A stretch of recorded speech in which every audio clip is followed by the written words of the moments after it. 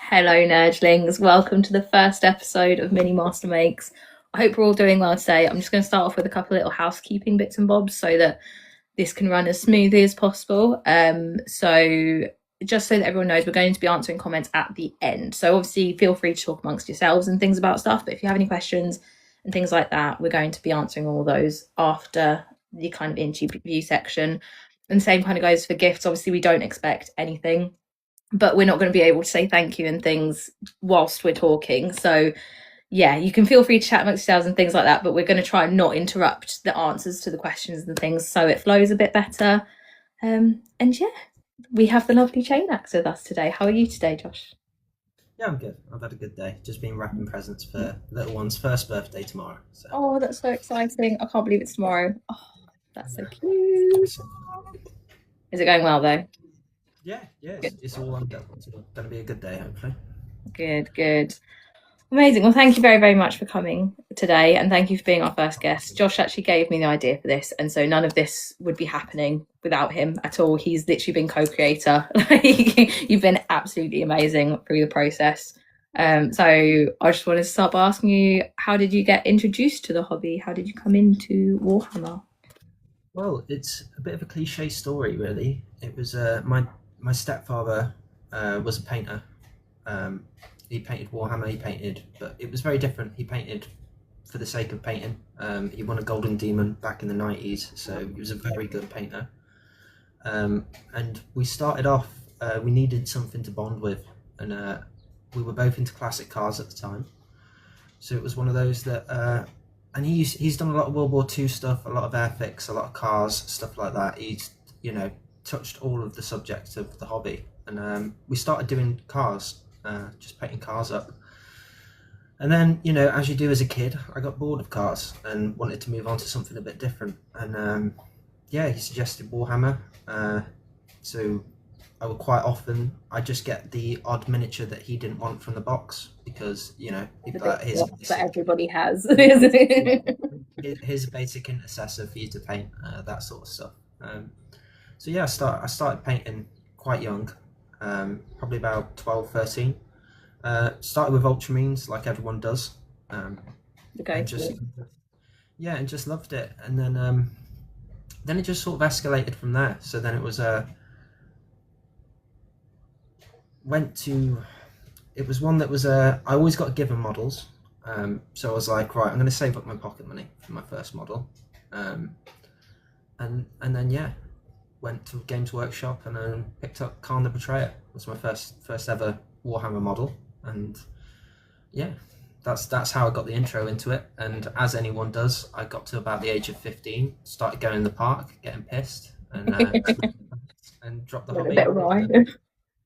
Dropped the hobby for more interesting stuff at the time. So then, how did you come back into it? So coming back into it, Becky fell pregnant. And unfortunately, the job that I was in, the care home, got shut down. Just couldn't afford to keep it running. So I was looking about for work. I ended up going to another place, and unfortunately, it was one of probably the most toxic environments I've ever worked in. I won't name and shame because it's not what this is about. And they weren't willing to pay me maternity leave, and the treatment I was getting there just wasn't worth staying around. So I said to Becky, we sat down, we had a conversation, and it was about a month away from Lily being born, and we both said, look, if we're not getting paid for the maternity anyway, why don't I just leave, take the time to be with the baby at home, and have what a lot of people miss out on, which is I think I got to spend the first 3 or 4 months of her life with her. That's amazing. And unfortunately she was born with talipes, which is clubfoot, so she had to go through several operations, casting, boots and bars, all this sort of stuff. So it was one that was like being home for that really helped.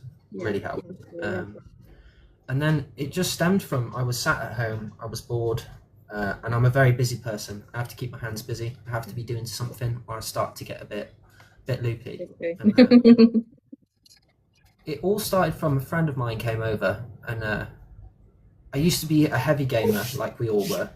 I lived on my Xbox, lived and breathed it. And one day I was sat down and we were looking at playtimes on games, And I remember we got to my GTA 5 account and it was like 80 days played. Yeah, and I remember looking A at lot of Becky. time. Yeah, looking at Becky and saying, "I've got 80 days of my life. I don't know where I've gone. I've got nothing to show for it." And it was the habit of coming home, turning on the console, and just living on it You until make a it was routine hooked of up. it, kind of thing. Yeah. Yeah. Uh, so I started to get in touch with some old friends. An old friend of mine, Dan, started to come round, and we used to game together. And Dan had grown out of it a long time ago. And we said, "What can we do with our spare time?" So we started looking at board games because we're of that generation where when the electric went out, the board games came out. So we had a thing where it was like every week we would go to a charity shop and we would see who could get the best board game, and then we got into stuff. Through that, we learned that wargaming was our sort of thing. So it was like we'd play Risk, we'd play all those sorts of games. And then I remember, and then I had like a flashback, you might call it, I went back to my childhood and I was like, you know what? I only ever got to paint Warhammer as a kid and I always wanted to have an army and play it. Yeah. So I said to him, I said, look, would this interest you, And at the time we were playing a Warhammer game on our phones, Tacticus. And yeah, it was one that was just like, we knew the characters. So went, picked up a starter set. And then I think it was as soon as I started building that start set and putting together those Ultramarines and the Tyranids, something just clicked inside me, and I just went, "This is what I need to be doing." Yeah, it's like that passion just sparked, kind of thing. Yeah. Wow. And then from there, it was just I grew up with Ultramarines, and I was never a big Loyalist fan, but I was I painted the Ultramarines, and it was one that was like I was happy with them, but they weren't pushing me as a painter, It was only so far you could go with it. Yeah, so I was like, I'll start on the Tyranids, and then I started to look at Tyranids, look at the bigger monsters, and I was like, I just fell in love. I was like, these are amazing. Like the sculpts are amazing.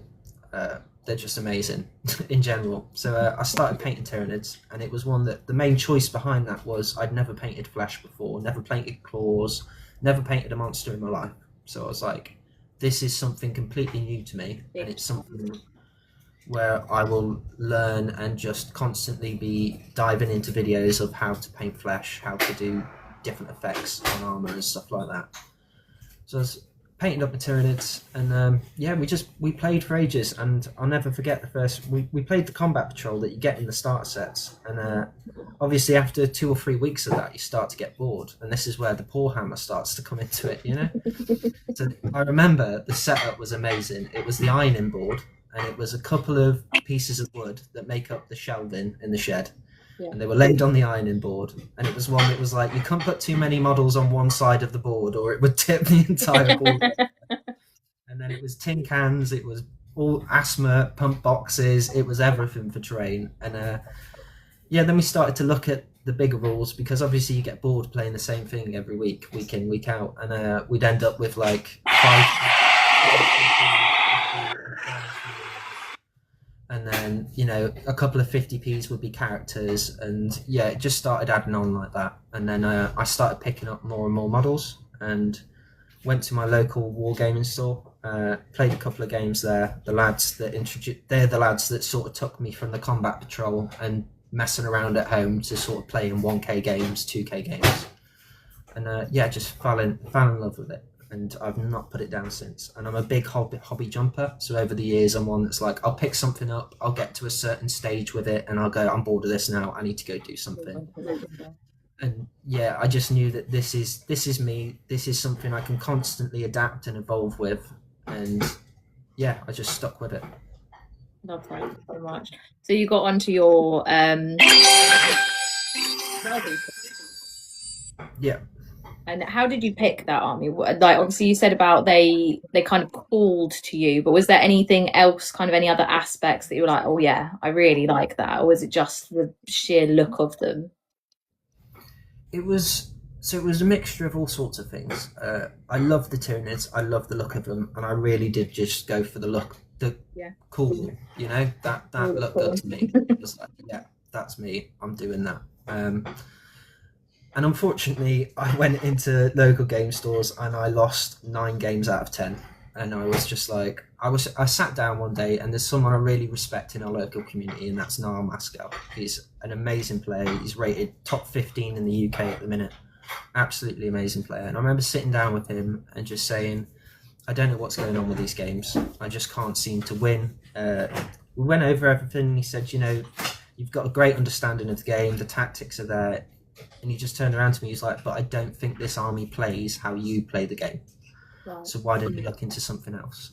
And I was still just learning the game at the time. And I was like, do you know what? I just want something where I don't have to think about a shooting phase, where I don't have to think about, I just want one phase. I want either a really good shooting army or a really good fighting army. So I've just got one phase I have to concentrate on. And then I started looking into melee armies, and then as soon as I seen the World Eaters, it took me back to that being a kid and saving up for Khan the Betrayer, and I was like, yeah, that's me, hands down, that's me. And I remember picking the first model I picked up was Khan himself, and I was just like, yeah, this is me. And it was one also with Tyranids. I got to a certain point with the painting where I got bored. I got bored of painting the same color purple armor, and the painting itself was like, you can push Tyranids so far in like a painting aspect, yeah, but then you get to a point where you're like, I can't take this any further. And I wanted something with more detail, more areas that I could show off my painting and I could improve on. And then it was one that was like, I remember doing the trim on Khan, and I was just like, yeah, this is me. This is me. It's I've got chains, I've got skulls, I've got trim, I've got everything I can show off with them. And yeah, it was just that was me. And then I remember playing my first game with World Eaters and just absolutely dominating. And I think for me it was when I tabled my first opponent in like the bottom of round 2, and I was just like, the look on her face just made me happy inside. There was something about that, yeah. And it was one that was like, it was the comedy that comes with it. It was also like you turn up to games and people are like, well, this is going to be a short game. Either I'm going to table you, Josh, or you're going to table me. And I'm like, yeah, that's what I don't want to be here for 4.5 hours. Let's make it rapid fire. And yeah, I love them.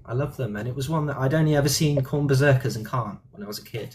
Yeah. So when I got to it, and it was all this 8-bound have come out, and the Exalted 8-bound, and all the demon engines and Angron, and I was just fascinated. I have a big love for old school like Christianic art, of like the demons and gods, and I was always into, not demonology, but I like creepypasta. That's my thing at work. I like listening to short horror audio books, and I'd always aim towards them demon side of things. And I was like, yeah, this is me, hands down.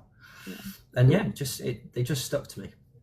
Amazing. That's amazing. You mentioned there for a little bit about the trim did it for you.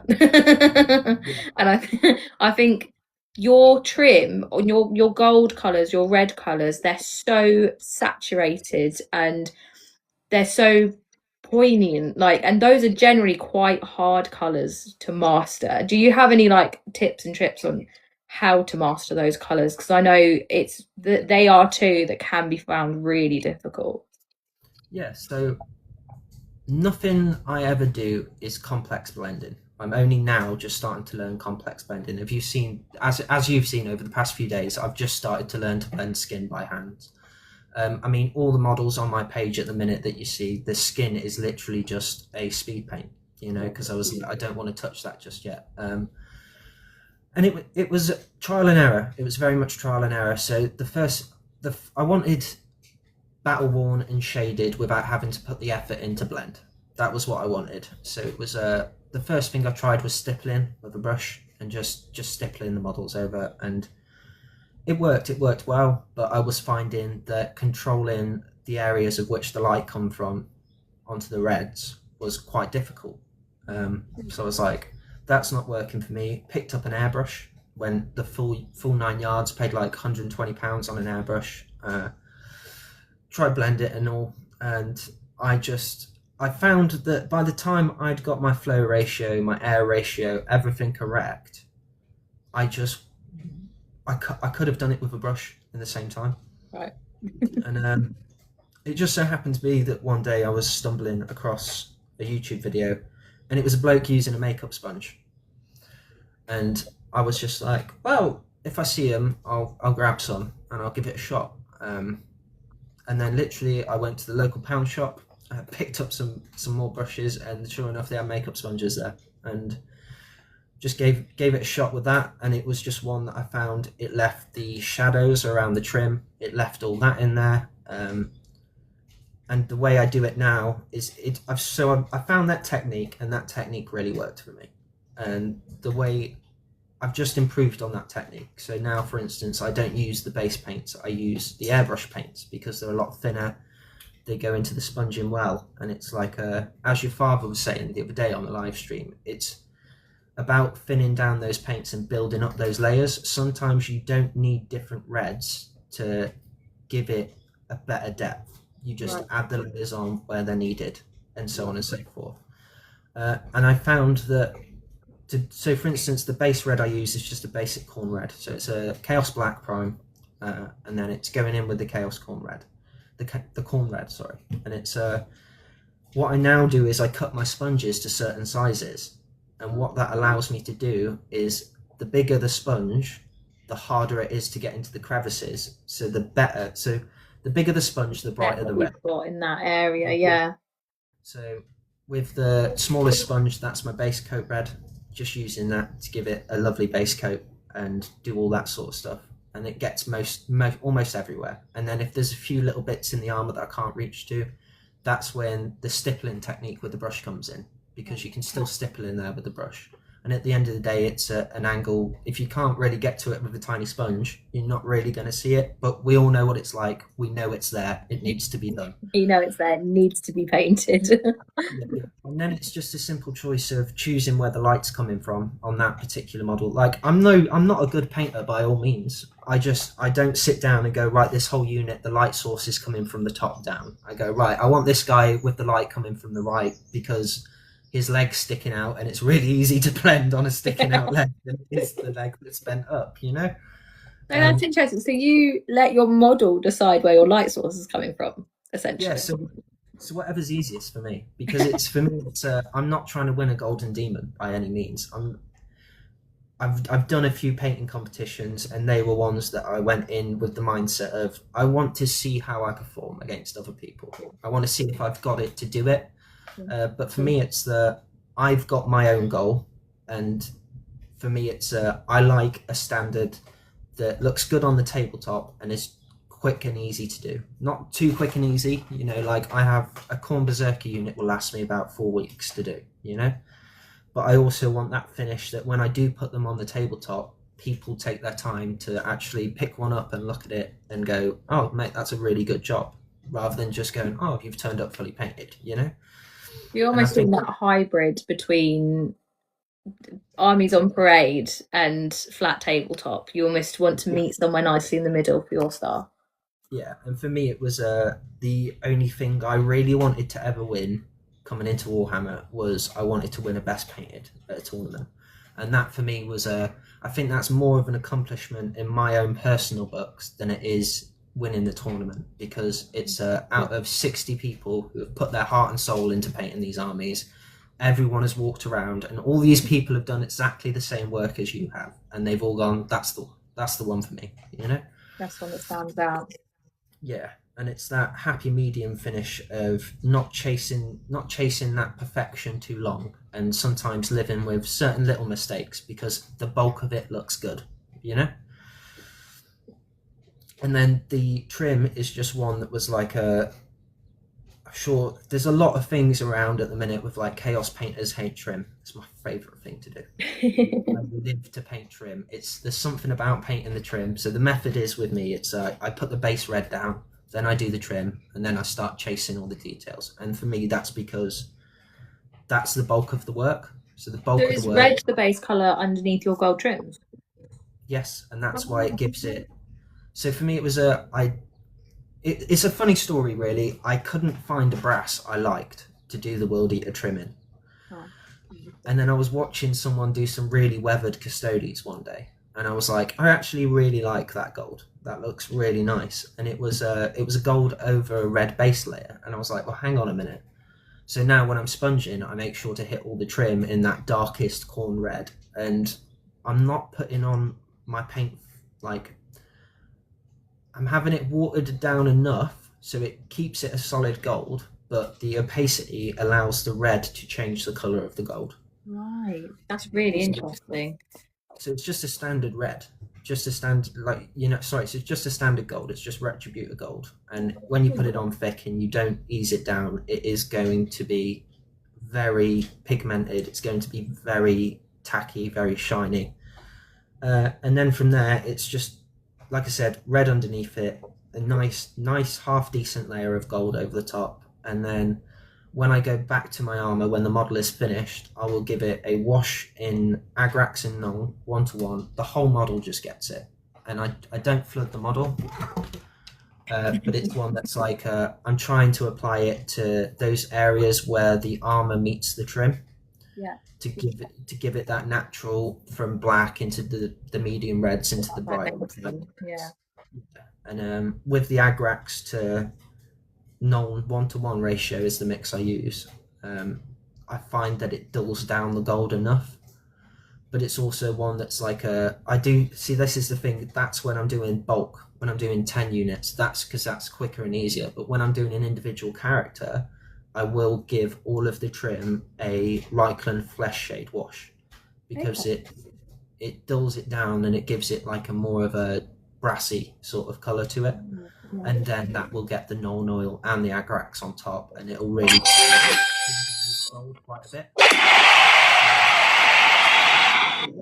And then from there, it's just a case of going into the details, starting to pick things out. And it's one that's like I found with batch painting, it's not my thing to do a whole unit of 10 at once. So what I tend to do, and I struggle also with the whole idea of, right, I'm going to do all of the chains this evening. I'm going to sit here, I'm going to paint 20 chains, and I just get bored of painting the same thing. So it's one that's like I might get 3 models and I might go, right, I just want to do the axe on these guys, because it's going to make the models start to look semi-complete. And then I'll say, right, I'm then going to do the belts and the ammo pouches on the other guys, because they need to be done and I don't want to do them. So I almost work on a reward and punishment sort of back and forth, So I'm like, I do like this bit. yeah, I've done 3 hours on this and I absolutely hate it. So now I'm going to spend an hour or 2 on the stuff that I do love. And that's also how I handle my batch painting. So at the minute, I've got a lot better at and that's since coming on TikTok Live, I've got a lot better at just sitting down and just working on one model until completion. But originally it was like when I was working on big units, I would work on, let's say, 3 Khorne Berserkers at a time, and then I would work on a character and a vehicle. And the way I would do it is maybe one night I managed to work on those Berserker unit all the way through the night, and then the next day I'd wake up and I'd say, I don't want to even see them. I don't want to go near them. I don't want to touch them. I'm so done with Berserkers. And then I'd say, all right, but what I really want to do tonight is I really want to do an hour or 2 on the vehicle, and then I might do an hour or 2 and find I've got half an hour left at the end of the night and go, I'll do half hour on the character. And then it's that back and forth, mixing it up, that really allowed me to just stick at it and grind it out, Going, yeah, definitely. Yeah. And I think that's what the hobby is all about, from what I've learned. It's about, everyone has their own methods we all go through it. We all go through painter's lag, where we don't want to paint, or we're halfway through a project and the bits that we've got left for completion, we've just got no genuine interest in. And I think it's we all find our own individual coping mechanisms to get around that, where some of us just suck it up and get it done. But I do find sometimes that doing that can sometimes allow you to let your quality slip. Yeah. Sometimes you will just go, right, I'm just going to bang this out just to get this unit finished and out of my hair. And I do believe sometimes it's better to just put them up on the shelf, maybe build a new model, maybe do something different, and then come back to that, Yeah, take that break from it and then come back and regroup, kind of thing. Yeah. I find one thing that really makes your models really striking as well is this the gore effects that you manage to do on your bases are beautiful. I think I've seen a lot of creators sometimes overdo it, sometimes underdo it, but you seem to have that real nice middle ground. Can you tell me more about how how you do the composition on that and how you get that gore effect to just look juicy enough? Yeah, so it's an interesting story actually. So with the Tyranids, I'll just go back to the start of my first basing experience. With the Tyranids, it was I used to do a very classic Warhammer base with dirt, with cork rocks, grass tufts, and then the odd skull scattered about. And that was one that was like the problem I found was as I was getting better as a painter, my bases were getting better and better, and it was taking away that unison from the army, you know.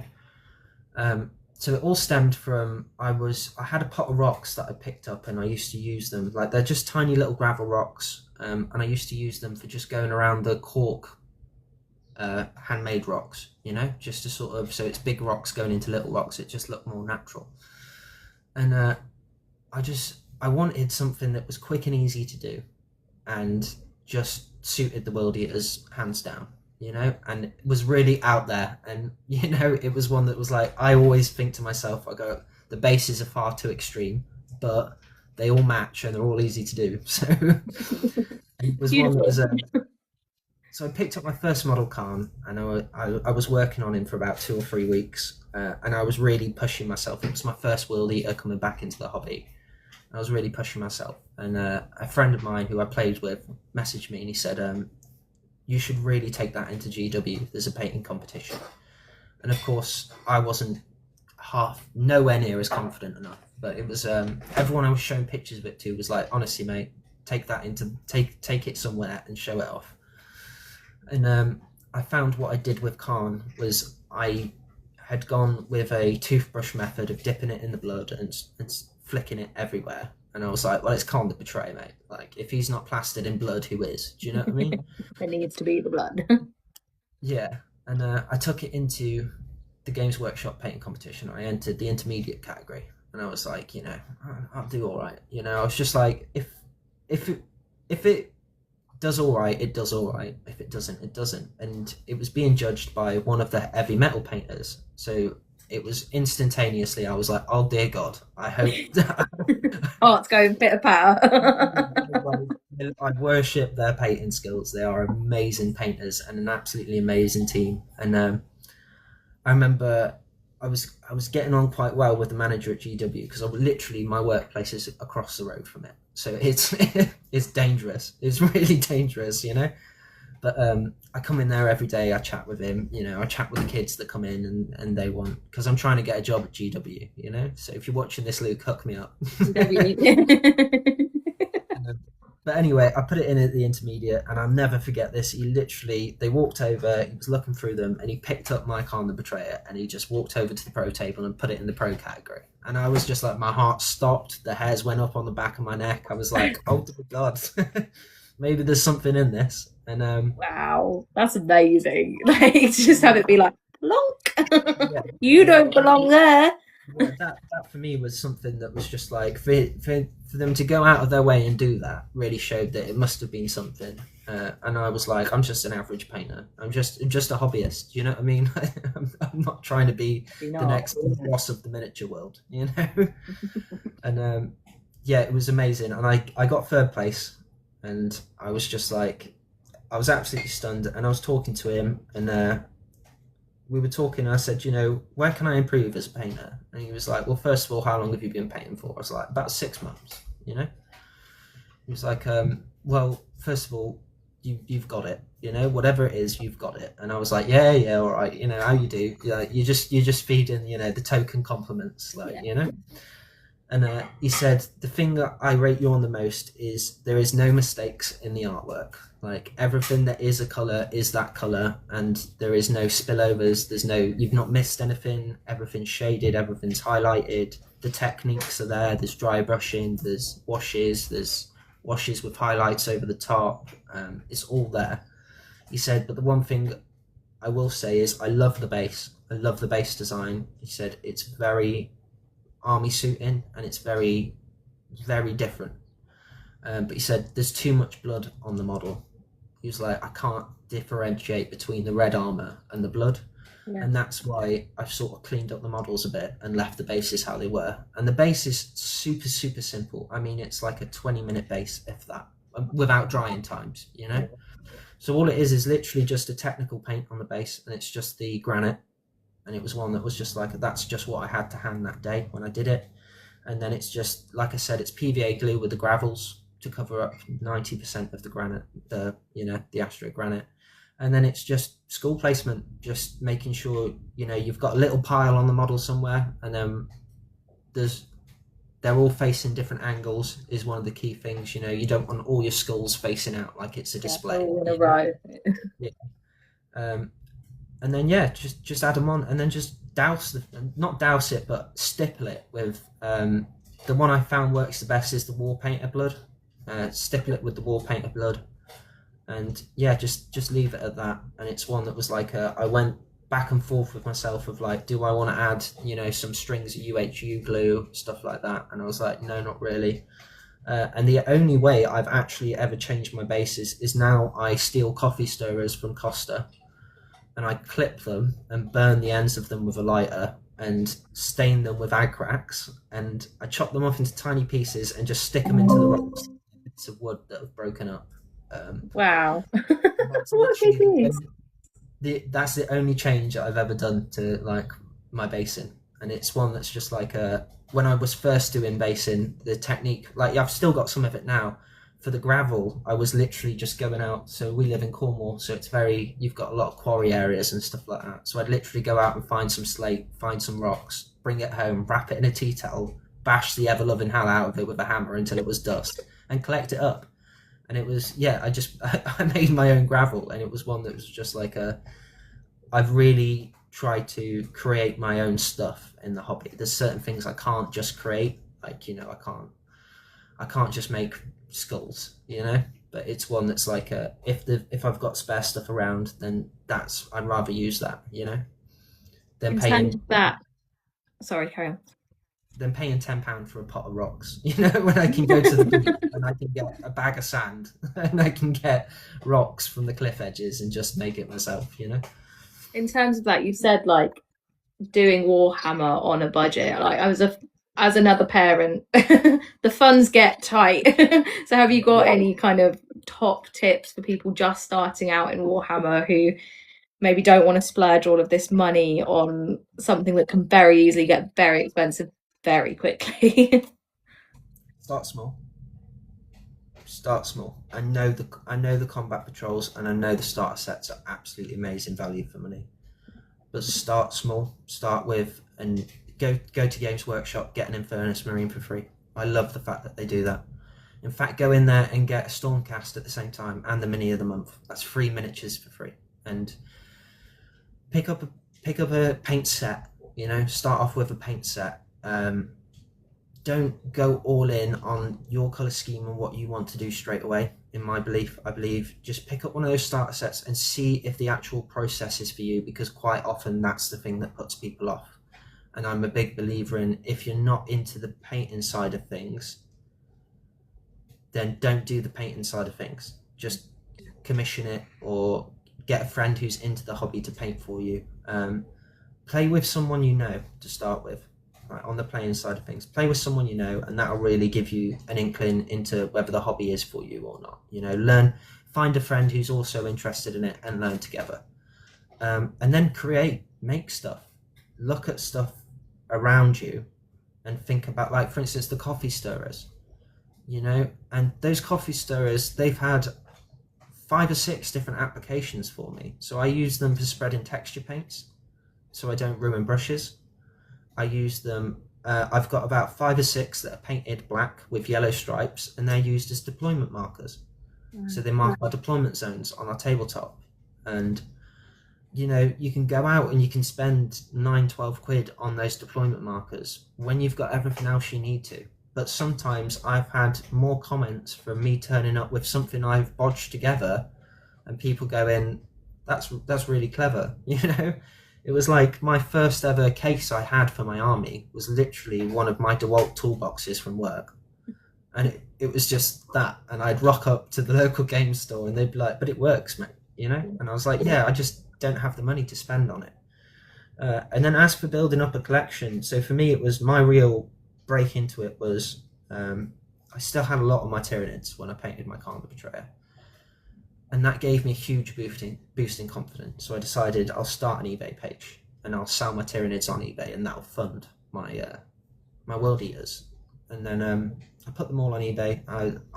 I sold just over 2,000 points for just over £600 individually priced, and that allowed me to go, right, I can put £400 into buying World Eaters brand new off the sprue, and then so on. But it was silly little things I found along the way. So it was really do your research into individual things that you're buying and how you can save money on it. So a really good one I had was I found a Hive Tyrant when I was painting Tyranids, and just did a little bit of digging before I even started building it. And I found out that you could get the torso 3D printed for £10 off any Etsy page.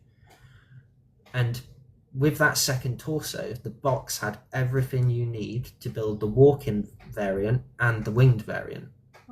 So it was literally, you're paying 50 quid for 2 Hive Tyrants. Yeah, so that's I amazing. did, yeah. So what I did was I went out and I did that, and I only wanted the walking one. So I was like, right, I'm gonna really do a top tier job with this winged Hive Tyrant. I did veins in the wings. I did everything, really pushed my painting with that one. And that sold for £80, and that was the first Tyranid I sold. And I was like, so basically, someone out there has paid me £40 to go buy myself a High Tyrant. That's the way I looked at it, and I was like, Good well, deal.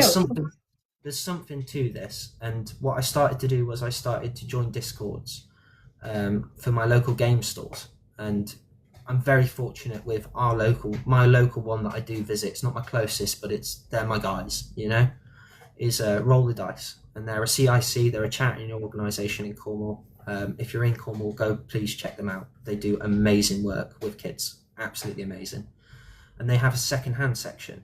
And honestly, if I told you the prices, you would move down to Cornwall. I didn't really be giving up my secret, but those guys really helped me. And it was like I remember picking up 5 Chaos Terminators, brand new on the sprue for £5. Wow. And that was just the start of it. It was Space Marine Captains for like two quid. And so I decided I'll take 30, 40, 50 quid. I'll go down there and I'll buy up as much as I could. And a lot of them were painted really badly by the kids, and then they just put them in there cheap just to get a bit of money back into the club. And then it was one, luckily enough, through being a painter and decorator for 5-6 years, I was like, I know how to strip paint without damaging plastic. So I tried a couple of methods, and it just turned out that B&Q paint stripper and putting a really cheap stiff bristled brush in a drill and just very, very carefully just going around it with a drill was the best, quickest stripping method I'd ever found in my life. That's amazing. I've not heard that one before.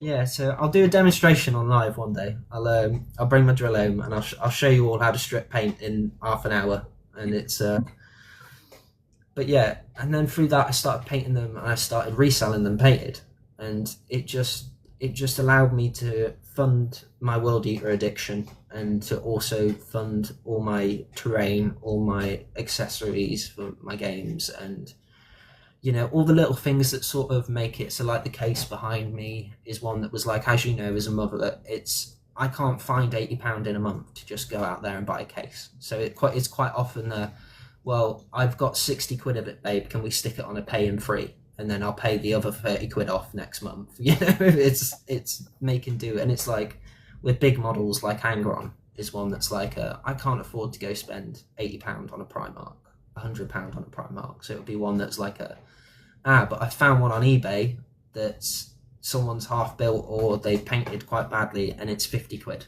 And it's one that's like check your local game stores, see if they've got a Discord. Quite often in those Discords, they will have swap shops of people trying to sell old miniatures, and just ask. That's the best thing you can do, is ask anyone you play games with, are you selling anything? If you got anything you don't want, paint it up and sell it. You know, not only are you practicing your painting, but you're gonna. The thing that got me the most about it, and I never expected this, was I sold models on eBay, and one bloke had bought one Tyranid off me, and he'd messaged me the next day when it was delivered, and he said, "Mate, this is absolutely stunning. Like, have you got any more?" And I remember I messaged him back saying, "Yeah, I've got some more. I want to sell them all. I'm going to be putting them up on eBay this afternoon." And I'm not even joking. He must have spent like 250 quid with me, like just outright.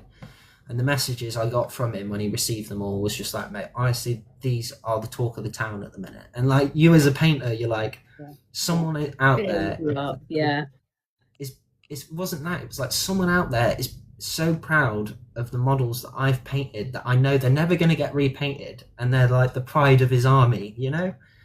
And yeah, it was just that, and it was just you know, working your way around it. It's not easy. It's not an easy, and it's not a cheap hobby to get into. It's really not. But finding those little things, those little tricks that you can make money from, they're what I enjoy doing at the same time. I'm a bit of a hustle. I like a bit of a hustle. I do. A bit of a. I'm literally at my local game store. I'm called the Dow Boy of Warhammer because I have done some. I had one bloke who was he was in town, and it was a bit you know, but I'm an honest guy, and he was selling Warhammer.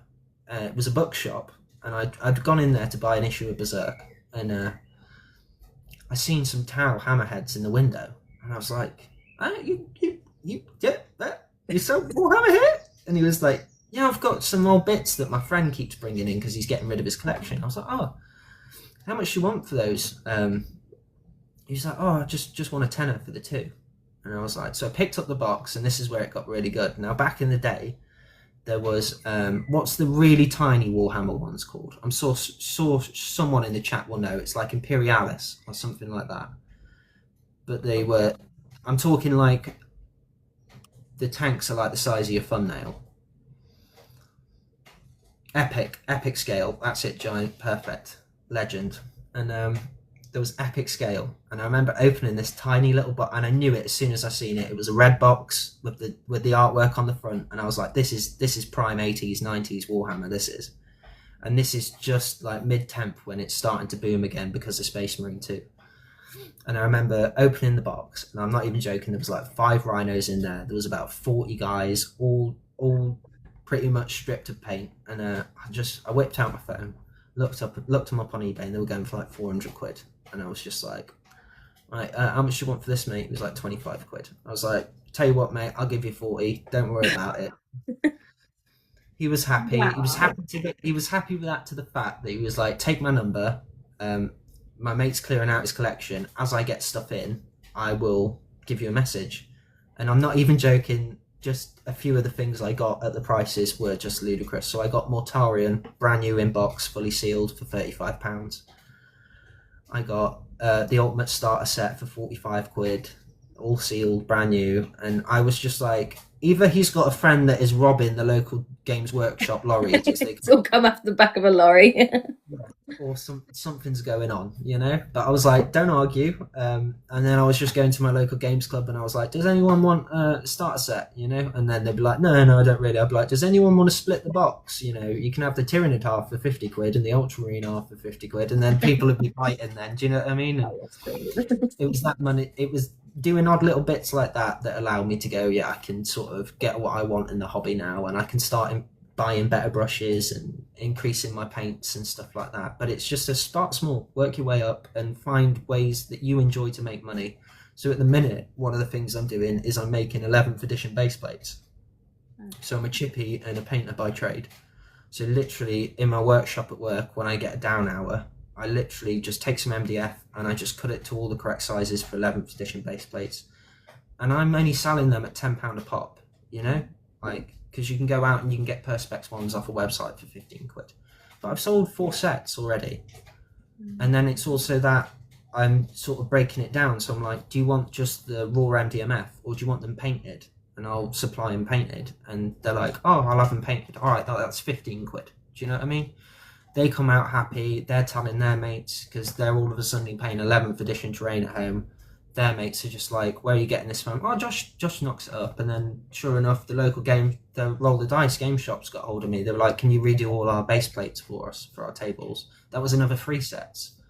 And it's just find little things like that in the hobby that you can make money with locally, and it will get you a reputation and it will get you a name. And now I get people still message me to this day, "Have you got any new sets in? Have you got anything cheap, mate?" And it's also if you're not going down the route of big level competitive play, go 3D printing. I'm a huge believer in find people on here. There's some amazing people on here. Vivid, War Rules Miniatures. There's so many people on here that do amazing 3D printing service, and just say to them what you want. And these guys are amazing. They will happily help you find what models you're after, or just put you together a little starter set of some models to paint so you can find out if it's for you. But it's also one that's like, I don't like the stipulation around you need expensive brushes. You need you need these specific Kolinsky hair brushes. I mean, I've only just got brushes for Christmas just gone, like some some Artis Opus brushes. Since that day, mate, I've been using brushes off Temu. I've been using brushes from Poundland. They're the bomb, though. They are. They're like 8 for £1. Do you know what I mean? It doesn't matter if you ruin them after one painting session. You should go down there tomorrow and get a whole new pack of them. Get 20 just ready to go. Yeah, and it's if that tip lasts for one evening, you've paid 10p for that brush. Do you know what I mean? It's and I've always said, if you can keep a cheap paintbrush that costs 10p to you clean, and you can keep a tip on it, then you can keep a tip on any brush. So learn to keep your cheap brushes working before going and spending stupid money on stupidly expensive brushes. And even now, I spend 90% of my time with my cheap brushes, and I maybe pull them out of the box to paint 10% of a model, to just do the eye lenses or something really small. Mainly because I'm scared of Mrs. Chainaxe beating me around the head if I ruin the brushes because she bought them for me. But yeah, just don't fall for all this gimmick of you need all this stuff and you need all this equipment. You don't need to go out there and buy models. Play with 2Ps. Cut cardboard tokens up. I mean, there used to be models that literally just came and they were cardboard cutouts in Warhammer boxes. It's like, as long as you and your friend that you're playing with have an understanding, you don't need to go and spend all this money. Like, the rules are free online. Just give it a shot. And even so, if that painting wise, if you just want to paint, pick up, like I said, 3D printing, get someone to get you something that you've got a real interest in painting. Make it cheap. I love that.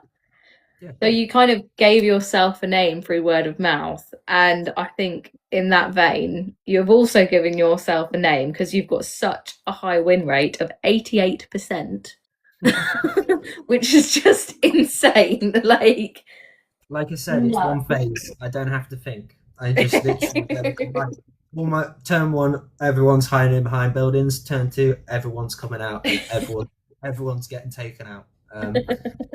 No, it was one that was when I played Tyranids. I got my ass handed to me. And I think one of the last game was really one of the classic ones. It was a really toxic player that was gatekeeping me. I was trying to learn about staging. I was trying to better my gameplay, and he did the worst possible thing he could to me, which he gave me motivation by beating me. So he beat me that bad that I went away with, and it was almost like a Rocky montage. I was sat in the kitchen watching YouTube videos, shadow boxing, learning everything I could about the game. And then what I started to do from there was I found a new club, started going to that club, and I just found the best players in that club, and I just said, look, this is me. I want to get better at the game. Do you mind if we have a game? It won't be your most thrilling game ever, mate. Like, I was a bit ass kissy to be like, come on, just play with me, please. Please teach me your ways, sir.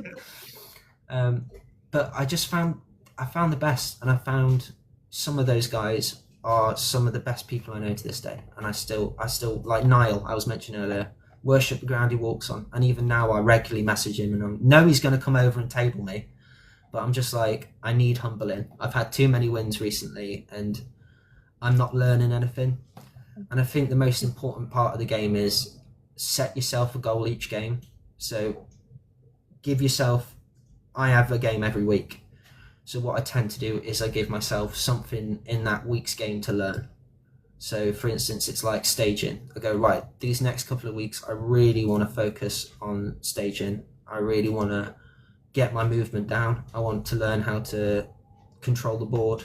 And it was one of those. And from that, I was playing like 1,000 point games. And I was playing with some of the best players I know. And then I was starting to win, and I was starting to see it, because we'd sit down at the end of the game. And I'm very much a big believer in, when you're learning Warhammer, sit down with your opponent at the end of the game. Even if you have to end the game an hour early, sit down with your opponent and have a chat, get to know them, and just say, look, what could I have done better?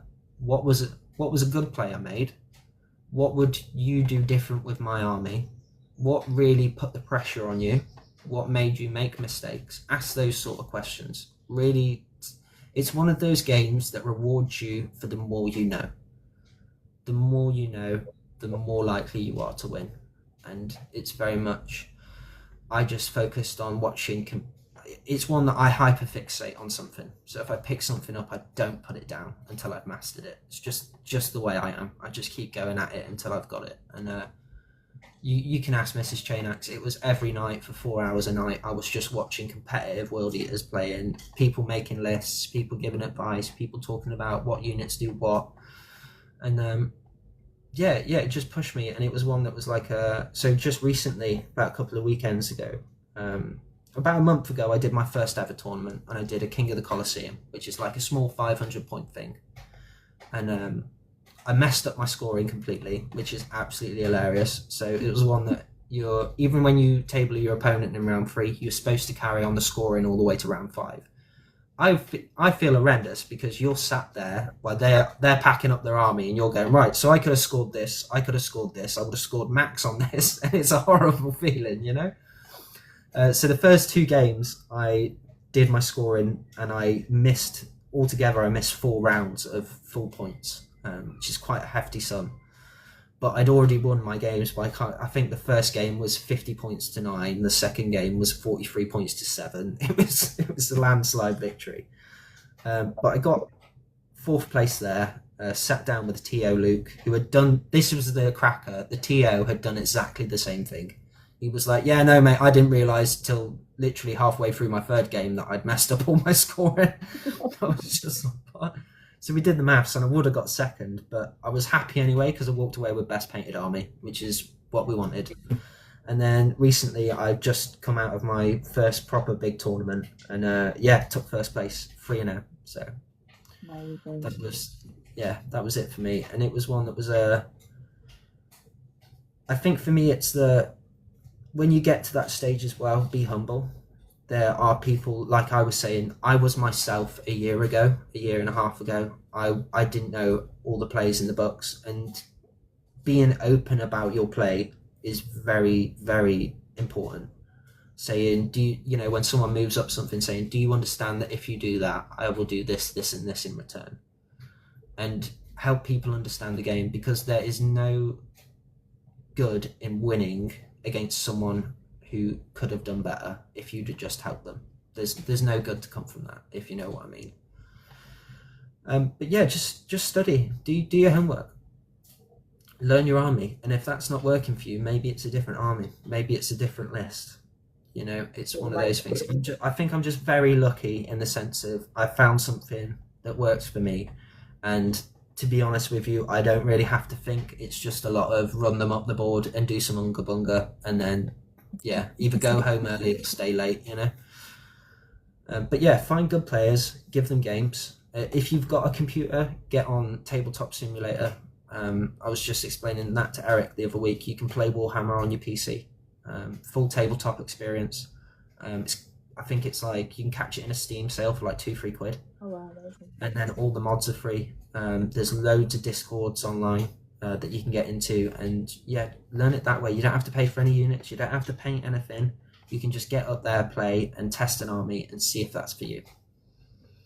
Amazing. Thank you for asking all of those questions. I now have, before we go to the comments, a quick speed What? round. So we'll see how quickly we can fly through these last little questions.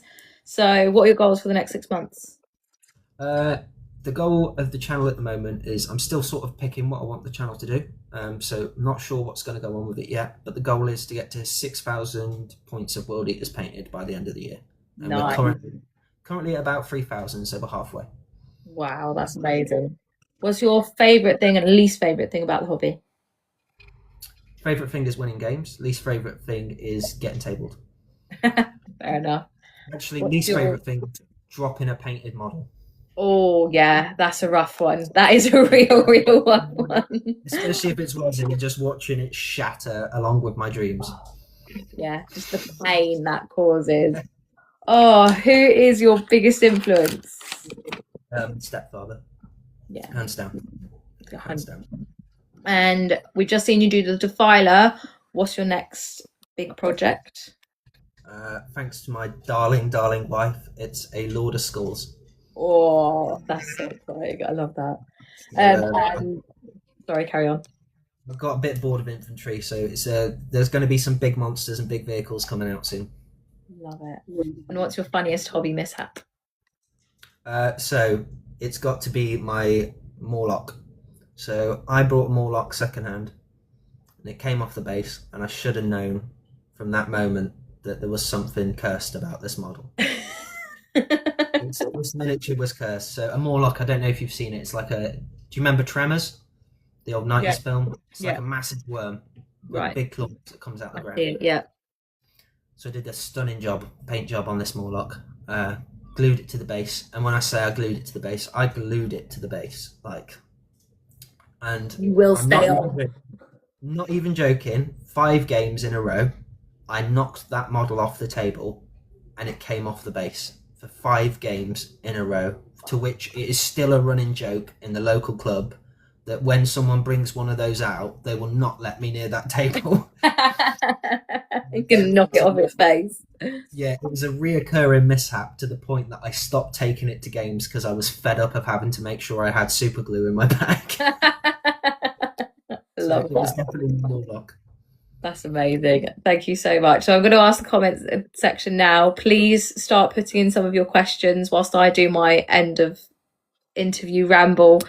But yeah, please ask all the questions you can think of to Josh. And thank you so much, Josh. That was so interesting. I found so much of that so insightful. And some really amazing tips you've got. Absolutely phenomenal. Like you just have all of this information bleeding out of you. It's amazing.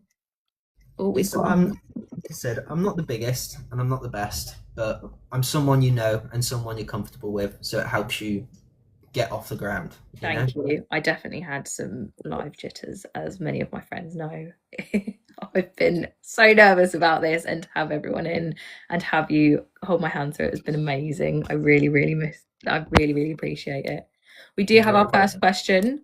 So if you don't already have it, what is your dream model? My dream model's coming this week. It's the Lord of Skulls. I've been after one for about a year, but just never been able to drop the £120 on it. And then all of a sudden, apparently, I'm a very good boy, and I'm getting one. So, Scrappy asks if you've been sold milk in the past. yes, I've been sold the blue top yogurt, Scrappy. Oh, critical hits and miss. Have you ever painted a commission where someone's been unhappy with what you've done? I really like that question. That is a really good question. No, I've not. I've only ever done a couple of commissions, and that was for really close friends. And to be honest with you, that's why I went down the eBay route. I made sure all my photos were extremely clear of what the finish was. I also never ever listed. I never listed one of my listings as pro painted. It was always tabletop ready. I've always undersold my models, and that's partially the reason of I think that really scares me of getting that negative review. I think that could really, I wear my heart on my sleeve, and I think that could really affect my painting and really make me take a step back from it. So I've never really put myself in that position. That's understandable because my follow-up question was going to be what would you do in response? But I mean, yeah, not getting there in the first place. It's a good What way. I'd probably just give a refund. Yeah. I'd probably really heavily apologise for the waste of time, for the waiting of the model, and I'd probably just give a refund. I think that's the fairest thing to do. Kirk asks if out of date milk is just yogurt. Yeah, sour yogurt, but it's definitely yogurt. Oh, thank you, Giant. Would you rather eat grass or a ferret? This is getting so unhinged. I was waiting for this bit. Would I rather? Would you rather eat grass or a ferret? Well, grass. It's a lot easier to digest than a ferret. Is the ferret cooked, Kirk? That's my Yeah. follow-up question. Is it seasoned, Kirk? This is the important thing. If it's seasoned and it's cooked well, I'll probably go for the ferret. So Mr. Detail asks, for a first model to get, what would you suggest? I think that's a really good question as well. I'd probably go back to what I said earlier, and I'd go with the cheap and cheerful option, and I'd go Games Workshop and get a free mini of the month. And it would depend. It would depend if you had a faction in mind, find yourself a character from that faction and find your favourite character. Or if you're just into Warhammer, there will be one particular model that sticks out to you, and just get that. I think, especially as a first model, get what you're really interested in. Yeah. No, that's really, really good. Oh, we've now got, would you rather eat an apple mayo sandwich or a brick? I'd probably go for the brick. Oh gosh. What paint brand do you use? Sit down. Sit down. Yeah, unfortunately. What tip would you give to an old boy who hasn't painted in 15 years asking for a friend? And that is from Deborah Edwards. Well, I'd say, Mother, tell Martin to come around this house, sit down with me one evening, and do some actual painting. I love that. Oh, Kirk. I'm going to stop reading them out in a second, Kirk. If someone stole all your minis, what one would you be most sad to lose? Hang Aragon, yeah. That was my. That was the only one that I really sat down and went, "This is for a painting competition." Yeah. That was the only one that I remember messaging my stepdad about every step of the way, being like, "What do you think of this? Do you think this finish is right?" I was messaging everyone on Discord saying, "What is this looking all right? Is it looking good?" Everyone was like, "Looks amazing." I'm like, "No, it doesn't." Panic. Yeah, that's my model. That's my jam. Quick fire from girly Sarah, Red Bull or Monster? Rebel, all the way. Agreed. Good boy. And then Dad Hammer and Atelier Miniatures have kind of asked the same question in slightly different ways. So I'll give you both. And I think they're a really good one. So Atelier said, if you could only do one, painting or playing. And Dad Hammer said, do you prefer painting, building or playing? So yeah, playing. Is that including the building? No, it's playing. It's just the getting onto really well made up boards with really nice terrain, and it's one that's like I like making up the narrative when the game's over. So I'll take the scorecard, and quite often what I do is I pop it into ChatGPT and I say, make me a narrative for this game I've just played. Message it to the guy I've just played, and people love it. And it's just it's definitely playing for me. Definitely playing. Yeah, no, I love that. If the win ratio was different, it would probably be painting. Yeah, I get that. Like if you could spend 50-50. Love that. Scrappy asks, have you or would you ever be inclined to use fluorescence? Yes. I have been slightly inspired by our Scrappy. And that is one that is I'm definitely going to pick myself up for my plasma pistols and my plasma guns. I love a fluorescence. Love a fluorescent. Critical Hit to Miss asks, if you could have your dream job around Warhammer / Games Workshop, what would it be? It would definitely be, I'd like to be the guy that give the kids their first ever introduction into Warhammer. So recently, little chainaxe, she's just started getting into it, and it's that watching that excitement and that passion come out of them. Yeah, hands down, I'd love to do the demo games. I'm going to choose to skip a couple of these questions now. Yeah, sure. Mainly just questions, I imagine. Yeah, Martin's getting in the naughty box as well soon. Mini Painter asks, do you do wooden bases? I think she No. missed. So you don't personally do wooden bases, but I think you were saying you make wooden bases. Oh yeah, I make wooden bases for terrain, but I don't do wooden bases for miniature.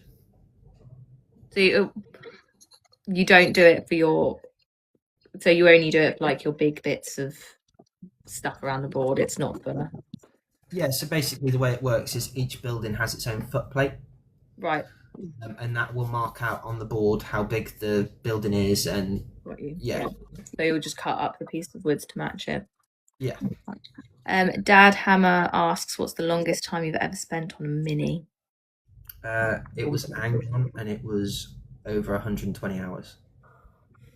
Ooh, that's a lot of hours. It was mainly because I made the mistake. I brought him secondhand, and he was fully assembled on base, so I had to separate him from the base, and it was like the inside of the wings and stuff was a nightmare to do. But it was one that was like I saved the money, so you know. Oh, that's a really good shout though.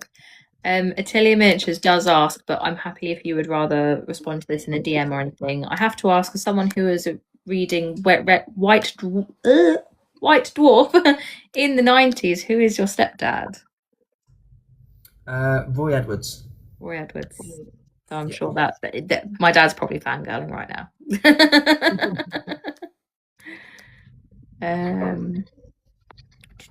Do you ever dry brush? Is another question. I don't even have to know who's asked that. It's not yeah, who I do. you think. It's not who Is it you not? think. Unless he's got her phone, which is a distinct possibility. He's telling her what to send. Yeah, I do dry brushing. Let's just have. Let's have a look. I think that might be all of our questions. Oh, no, I have missed one.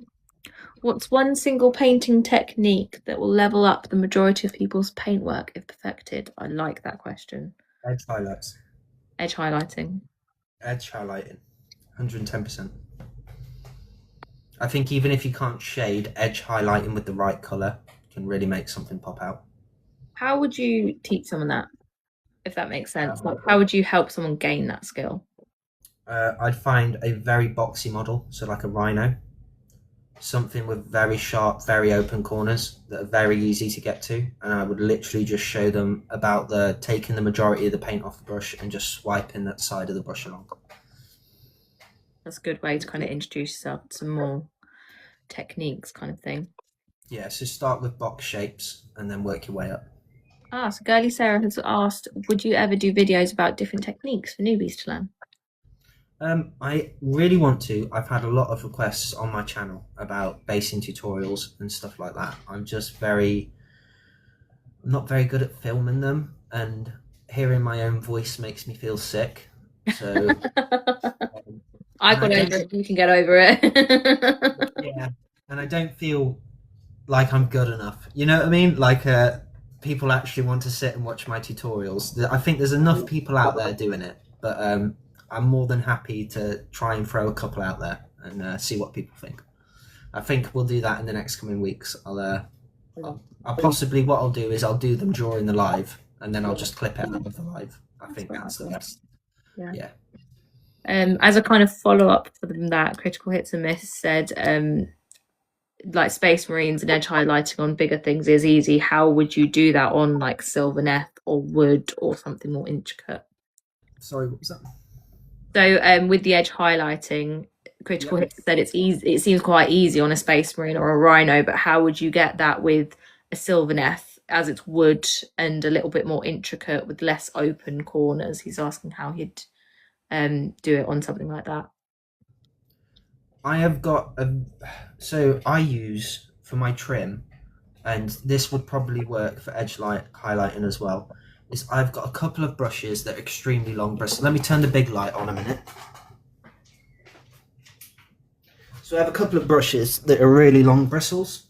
So we've got one like that, which doesn't look it, but that's quite a size. We've also got one we've got one like that again, which is that's about the length of the bristle. And the thing I found with these is you can sort of work them to curve them, so Right. you can curve that bristle to get into those intricate areas. I can never get on with the right angled brushes, but from never working on them, I can't really comment too much about it. You know. Yeah. Attilio Minch asks, do you think colour theory or painting techniques is more impactful to a painting? Painting techniques, 110%. I think color theory is something that you pick up if you want to push as a professional painter. Right, I yeah. think, It's a different yeah, street, different path. but I think to get anywhere, you need your techniques. Yeah, 100%.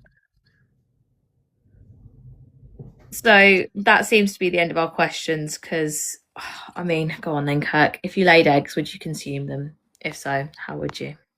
No, I wouldn't consume my own eggs. I'd sell them and then buy someone else's eggs. Oh, and I think that's our last question for this evening. Thank you so much, Kirk, for answering such insightful questions. And thank you very much for answering all those questions, Josh. And thank you guys so much for coming. And thank you for all of our gifts. We didn't expect any gifts, but we obviously couldn't stop to say thank you at the time. So thank you very much. And is there anything else you'd like to add, Josh? No, just tune in next week. Tune in next Friday at 7:30. I'll be giving hints as to who is going to be our next guest. So thank you, Adeptus. And yeah, thank you everybody for coming. Thank you for all the love. Thank you for all the support. And we will see you guys next week. Bye.